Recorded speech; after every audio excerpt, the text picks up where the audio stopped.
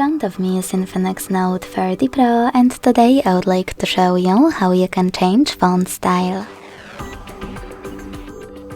Begin by accessing settings and clicking on personalization. Now scroll all the way down and go into My Fonts. Finally, by tapping on this plus at the top right corner, you can download any of those fonts. Like for example Jingle Bell Rock.